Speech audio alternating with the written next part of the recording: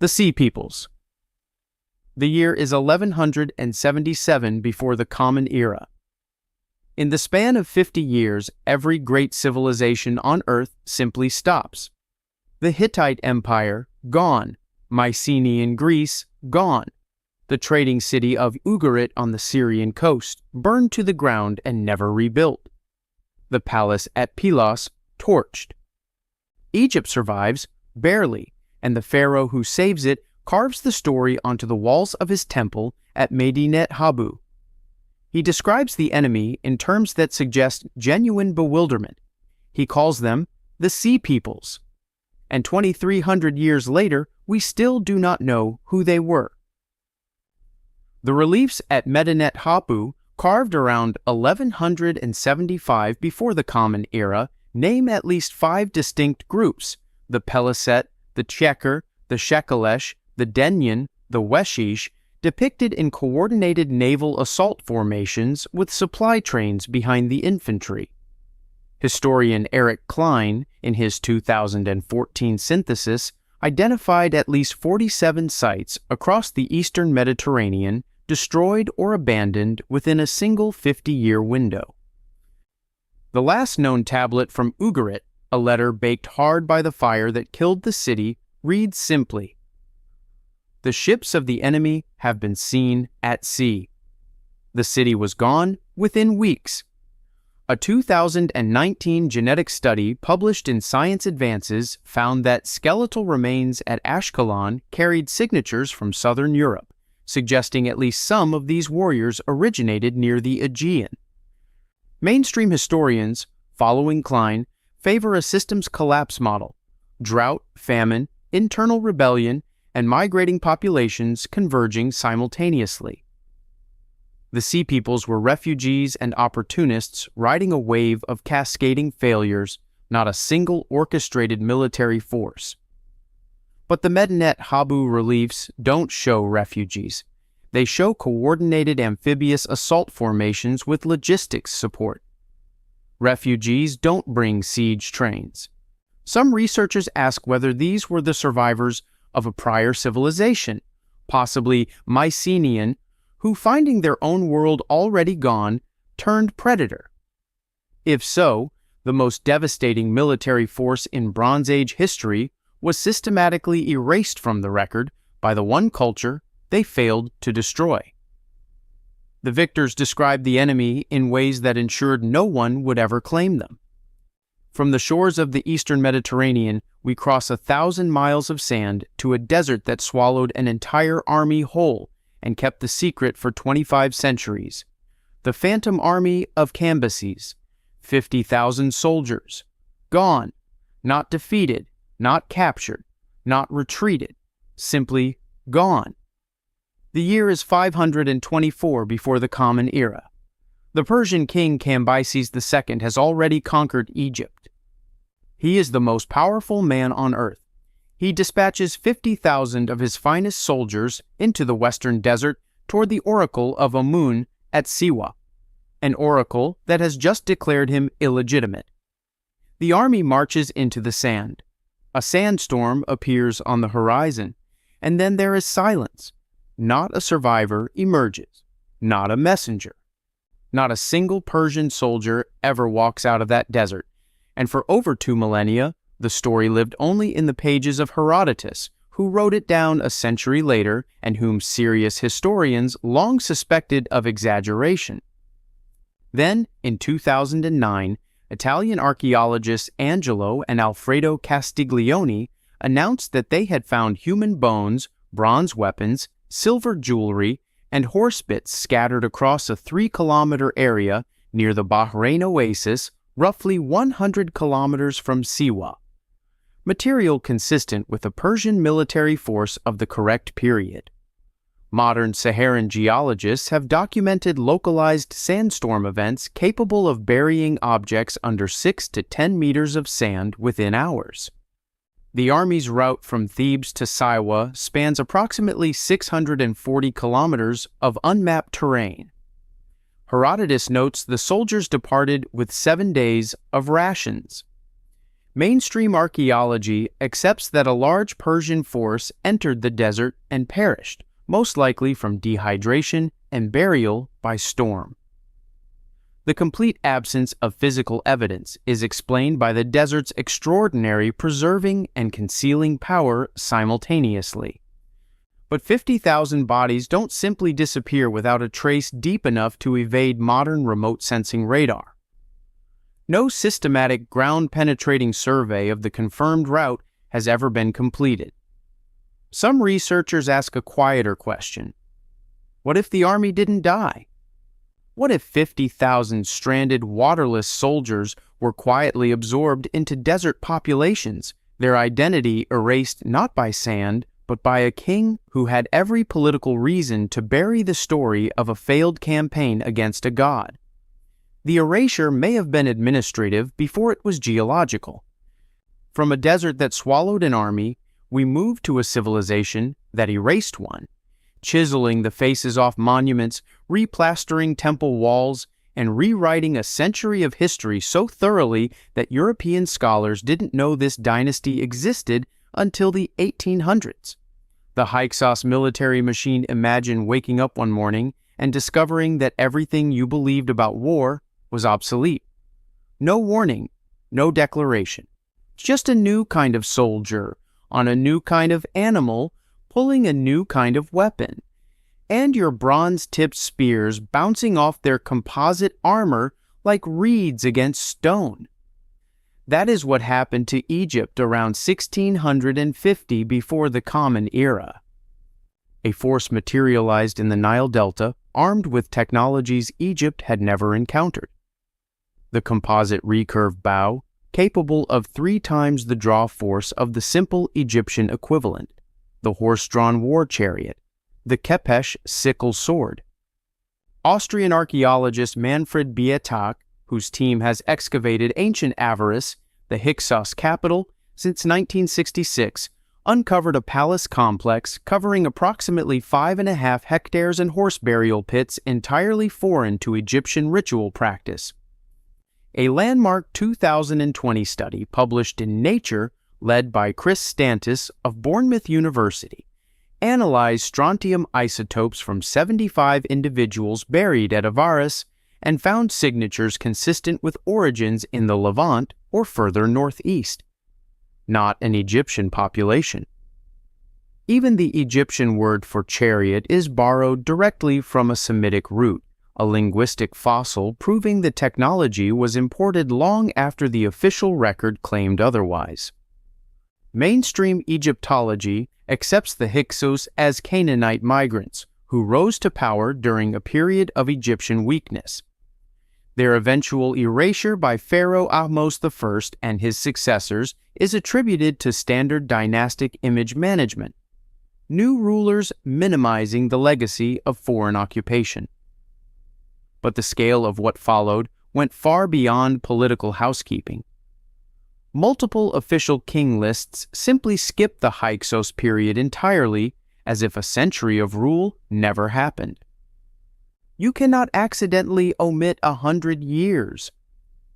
Some researchers ask whether the erasure was designed to conceal something more damaging than foreign rule, the possibility that Egypt's military revolution, the technological leap that powered the entire New Kingdom empire, was not invented here but inherited, adopted wholesale, and then attributed to native genius after the teachers were removed from every wall. The Hyksos gave Egypt its army.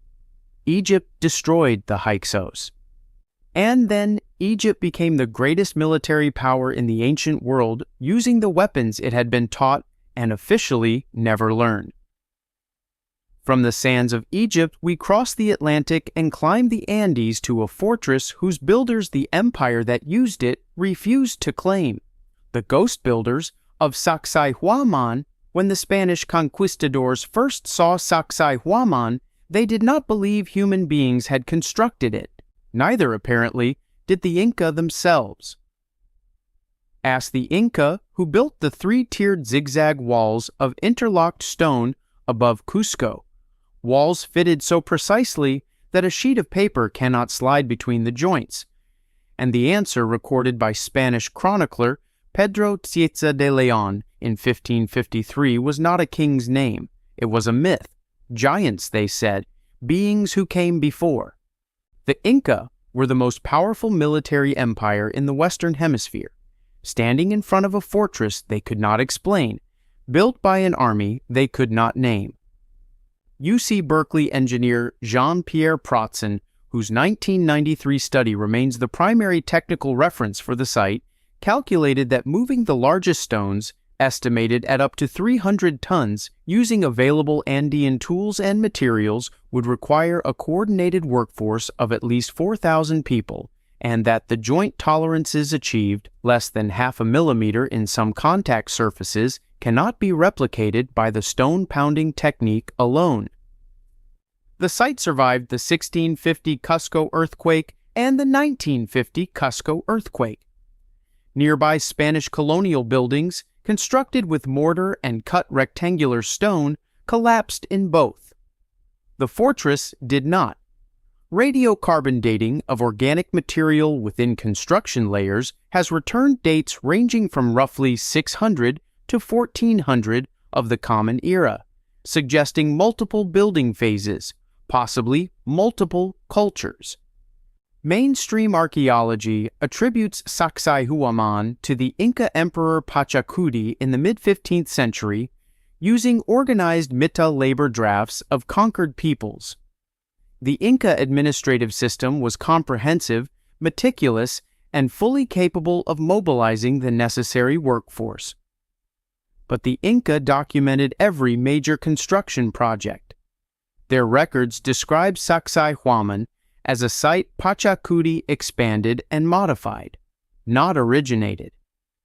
The distinction between building and rebuilding was apparently clear to the people who lived there. Some researchers ask whether the oldest foundations predate the Inca by centuries, the product of a military religious culture that commanded extraordinary organizational power and then vanished completely, absorbed, displaced, or destroyed by whoever became the Inca. If so, the army that built Sacsayhuaman was the greatest engineering force in pre-Columbian history, and history does not record a single one of their names. From warriors erased by silence in the Andes, we travel north and east to a warrior civilization that was erased by the people it rescued, whose faces were chiseled from the monuments of the most famous civilization in history. The Nubian army of the 25th dynasty. The year is 747 before the Common Era. Egypt is fracturing, its army is divided, its priests are at war with its kings. And out of the deep south, out of the desert kingdom of Kush in what is now Sudan, marches a general named Piye at the head of an army that will conquer the most famous civilization in the ancient world. He takes every city on the Nile. He becomes pharaoh of all Egypt. His dynasty rules for nearly a century, fights the Syrian Empire to a standstill, and sends its armies as far north as Jerusalem. And then, when they are gone, the civilization they saved spends 200 years chiseling their faces off every monument they ever touched. Piye's victory. Stele, a granodiorite slab discovered at Jebel Barkal in 1862 and now housed in the Cairo Museum, remains one of the longest historical inscriptions from the ancient world. Recording the capture of Memphis in precise military detail, including unit dispositions, siege techniques, and the personal surrender of rival kings. The Kushite pharaoh Taharka is mentioned by name in the Hebrew Bible, 2 Kings chapter 19, as dispatching an army to relieve Jerusalem from the Assyrian siege of Sennacherib, an external corroboration of Kushite military reach into the Levant. Egyptologist Timothy Kendall's excavations at Jebel Barkal documented a complex containing more pyramids than all of Egypt. Over 200 Nubian pyramids survive in Sudan today, compared to approximately 130 in Egypt. Scholar Robert Morkaw has documented what he terms a systematic damnatio memoriae. erasure of memory, in which Saite-era pharaohs re-chiseled Kushite royal faces on statues and replastered Kushite inscriptions at multiple temple complexes, including Karnak. The standard explanation is political legitimacy. The Saite dynasty, installed with Assyrian backing, needed to project continuity with purely Egyptian tradition. Foreign rule is inconvenient for any successor government. But the erasure was selective in a way that image management alone doesn't explain. Kushite military innovations, cavalry coordination, archer deployment in combined infantry formations were quietly absorbed by the armies that followed with no attribution. The techniques survived. The teachers were erased. Some researchers suggest the campaign was not purely political, but something closer to what we might now call ideological, that the civilization actively worked to eliminate the historical memory that the greatest pharaohs of the late period came from deep in sub-Saharan Africa. More than 200 Kushite pyramids remain largely unexcavated in Sudan. We may not yet know what records lie beneath the sand. From warrior kings erased from their own monuments, we follow the Silk Road east, to a handful of Roman soldiers who walked into Persia, vanished from Western history, and may have ended up fighting under the banner of the Emperor of China. The Lost Legions of Carhes. The year is 53 before the Common Era. The Roman general Crassus has led 7 legions, roughly 36,000 men, into the Parthian desert at a place called Carhes in what is now southern Turkey. It becomes the worst military disaster in Roman history. 20,000 Romans die in a single afternoon. 10,000 more are taken prisoner and marched east into Parthian territory. And then, as far as Rome is ever concerned, they cease to exist. No ransom negotiation. No prisoner exchange. No survivor's account.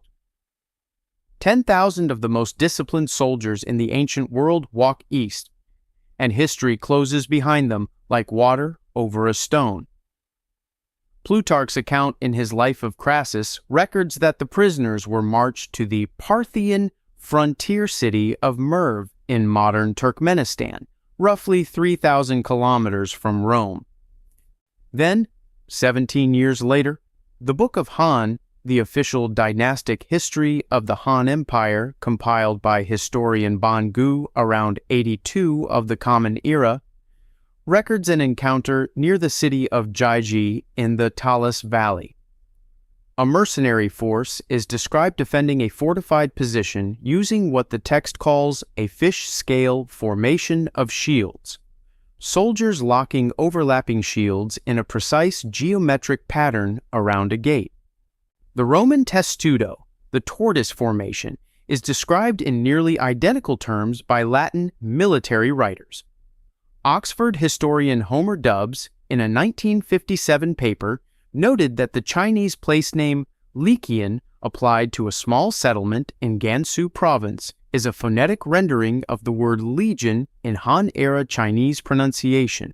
A 2005 genetic study by researchers at Lanzhou University found that approximately 56% of residents in modern Liqian village carried genetic markers associated with Western Eurasian ancestry, statistically anomalous for an isolated rural community in Gansu. Most classical historians interpret the Book of Han passage as describing a Central Asian mercenary unit using locally developed shield tactics that superficially resemble Roman technique. The Lycian DNA is attributed to centuries of Silk Road genetic mixing. But the Book of Han is specific in a way that coincidence struggles to explain. It doesn't describe shield-bearing soldiers generically. It describes a precise geometric formation with a named visual signature that matches the testudo in tactical function and appearance. Some researchers ask whether the prisoners of Carhes simply followed the only economy available to stranded professional soldiers, the next war, always eastward, and ended up trading their Roman identity for a Chinese one. If so, they were erased from both ends by a Roman Senate that had no interest in commemorating a national humiliation, and by a Chinese dynasty that had no reason to record the origins of its mercenaries. From soldiers swallowed by history on the Silk Road, we traveled deeper into Central Asia, to a desert that hid a warrior culture so inconvenient to a modern government that the research has been quietly controlled for 40 years. The Tarim Basin warriors, the Taklamakan Desert. The name translates roughly as you go in and you don't come out, and buried in its sand, in wooden coffins lined with cattle hide, are soldiers. Tall soldiers, with red and auburn hair, with long noses and deep-set eyes, with wool textiles woven in plaid patterns. They are not Chinese, they are not Mongolian. They predate the Silk Road by over 1,000 years, and they shouldn't exist.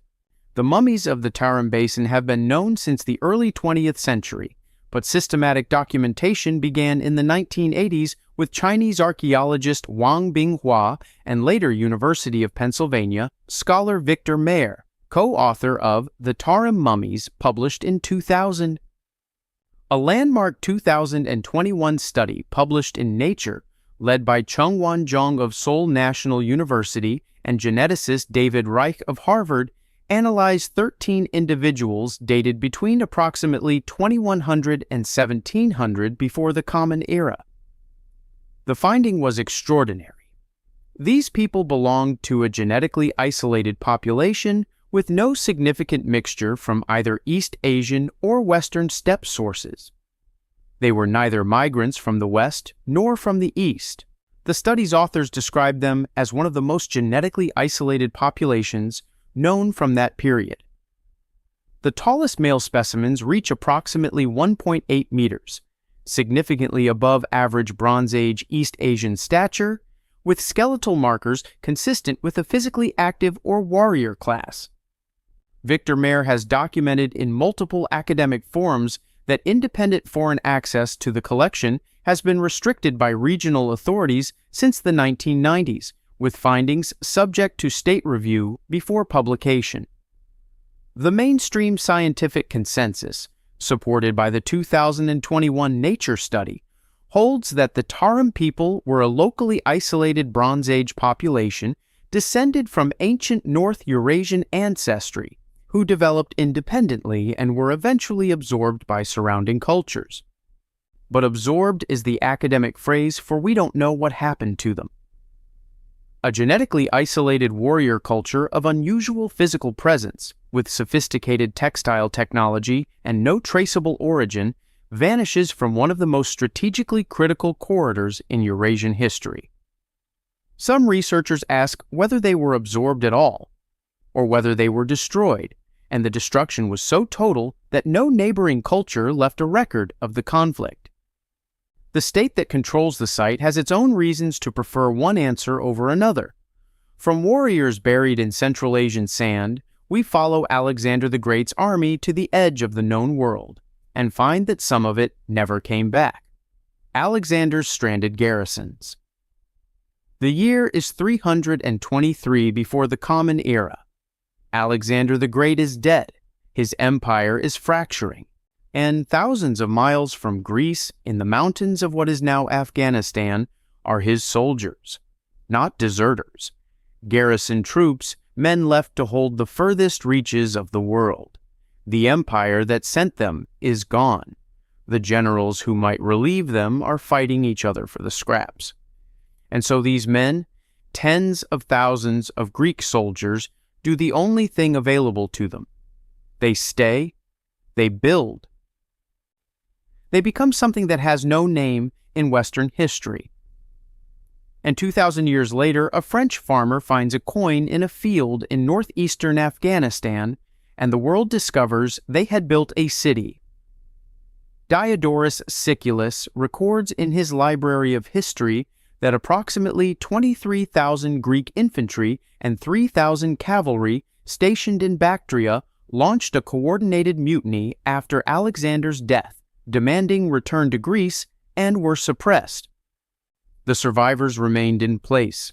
French archaeologist Paul Bernard, excavating the site of Ai-Khanoum in northeastern Afghanistan between 1964 and 1978, revealed a city covering approximately 5 square kilometers with a Greek theater, gymnasium, treasury, and palace architecture fusing Greek colonnaded design with Persian hypostyle halls.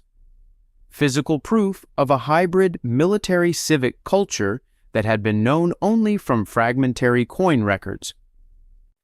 The Greco-Bactrian kingdom struck what may be the largest silver coin minted in the ancient world, attributed to King Ugarit, weighing 169.2 grams.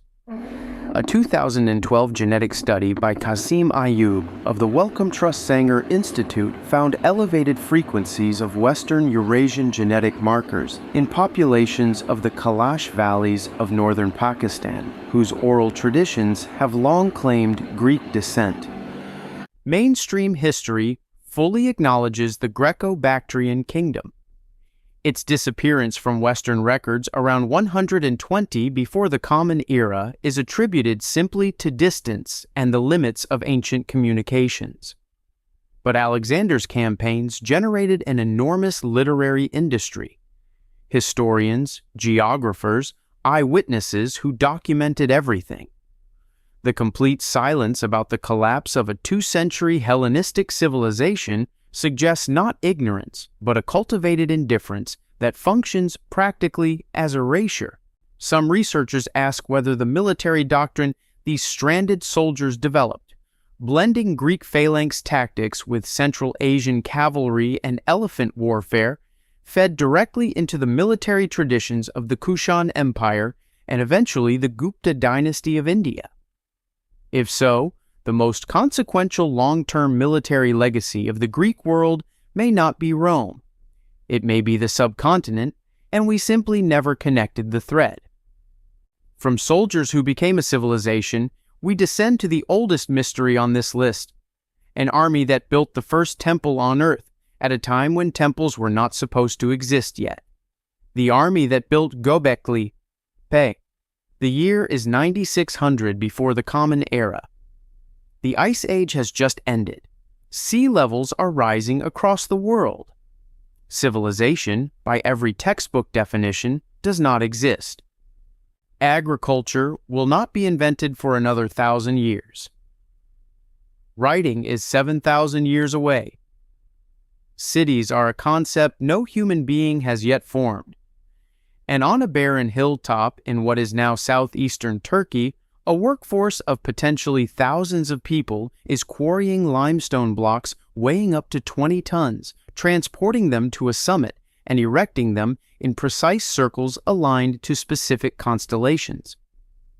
Someone is directing this. Someone is feeding all these workers. Someone has a plan, and we have no idea who that someone was. German archaeologist Klaus Schmidt of the German Archaeological Institute recognized the site's true significance in 1994 and excavated it until his death in 2014. Radiocarbon dating has consistently placed Layer 3, the oldest and most sophisticated construction level, between 9600 and 8800 before the Common Era, making it approximately 7,000 years older than Stonehenge and 6,500 years older than the pyramids of Giza.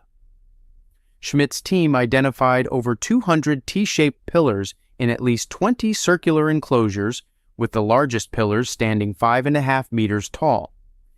Zooarchaeological analysis of over 100,000 animal bone fragments from the site by Joris Peters and Klaus Schmidt, published in 2004, identified wild aurochs, gazelle, and red deer in quantities consistent with large-scale organized feasting, the provisioning signature of a workforce, not a hunting camp. Researcher Martin Sweatman of the University of Edinburgh argued in a 2017 paper that Pillar 43 encodes an astronomical record of a cosmic impact event around 10,950 before the Common Era. And then around 8,000 before the Common Era, The entire complex was deliberately buried under tons of clean limestone rubble, a process Schmidt estimated required as much organized labor as the original construction. The mainstream view holds that Göbekli Tepe was a regional ceremonial center built by semi-nomadic hunter-gatherers pooling seasonal labor. The deliberate burial is interpreted as ritual closure. The site's spiritual purpose was complete, and it was sealed. But no other hunter-gatherer culture in the archaeological record at any time in history has demonstrated the capacity to build a structure this complex and then bury it with equal precision. Some researchers ask whether Göbekli Tepe was not the product of scattered foragers at all, but of a transitional culture that had already developed a hierarchical command structure, a priestly or warrior caste that organized, fed, and directed a labor force across multiple generations, and then buried not just the temple, but all evidence of its own existence. Only 5% of the site has been excavated. Whatever is underneath the remaining 95%, we have not yet seen it. And now we reach the deepest mystery of all. A civilization that covered more territory than ancient Egypt and Mesopotamia combined, maintained 1 million people in organized cities for 700 years, traded across 3 continents, and apparently had no army at all. The invisible military of the Indus Valley. Close your eyes and imagine the ancient world at its peak, 2500 before the Common Era. Egypt is building pyramids. Mesopotamia is writing laws. The Indus Valley civilization is the largest urban society on the planet. Its 2 great cities, Mohenjo-Daro and Harappa, each house populations estimated up to 80,000 people. They have indoor plumbing, standardized brick sizes across a territory larger than modern Pakistan, a writing system, and merchant networks reaching Mesopotamia and Afghanistan. Now look for the army, look for the weapons caches, look for the fortresses, the battlefield dead, the war monuments, the king standing on the bodies of his enemies. In 150 years of excavation across over 1,000 documented sites, you find almost nothing. And that silence is the strangest military mystery in this entire list. Jonathan Mark Canoyer of the University of Wisconsin-Madison, whose work since the 1980s has defined modern understanding of the civilization, has noted that weapons comprise less than 1% of all recovered artifacts at major Indus sites, compared to 15 to 20% at contemporary Mesopotamian excavations.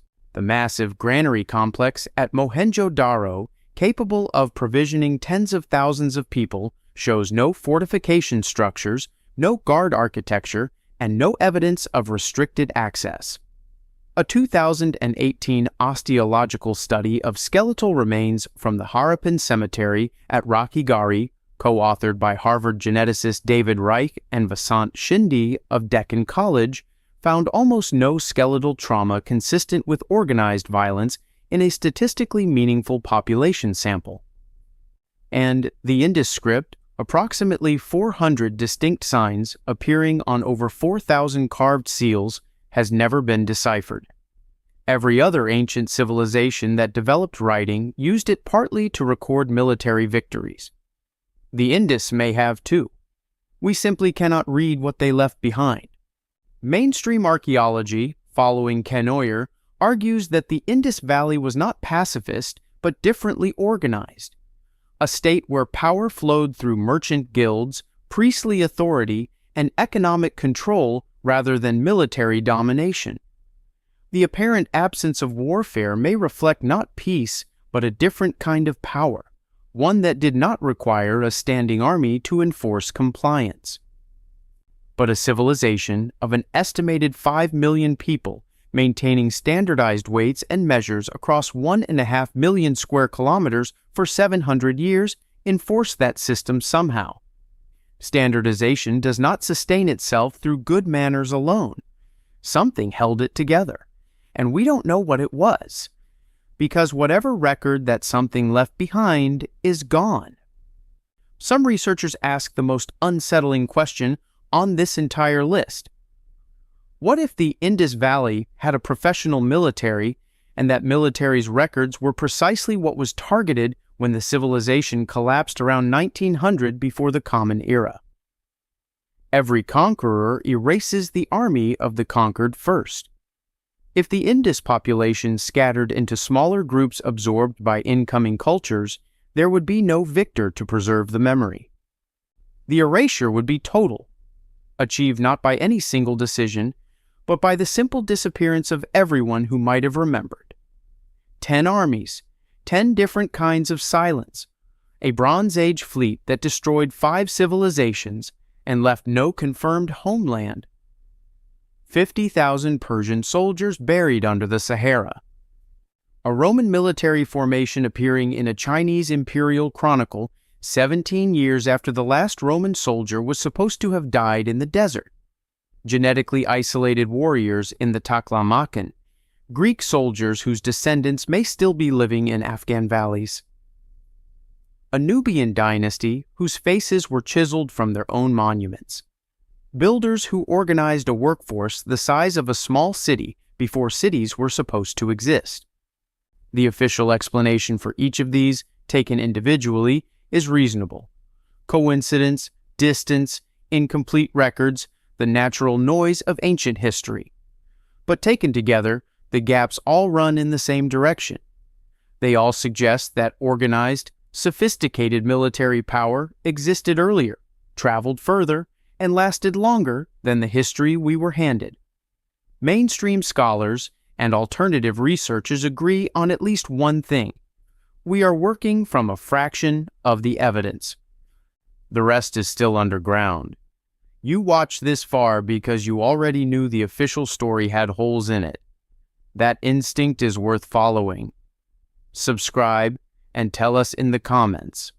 Which of these erasures do you think was deliberate? History is not a straight line. It is a palimpsest, layer written over layer, each civilization erasing what came before to make room for its own story. The armies that built the oldest world are still down there. We just have to keep digging.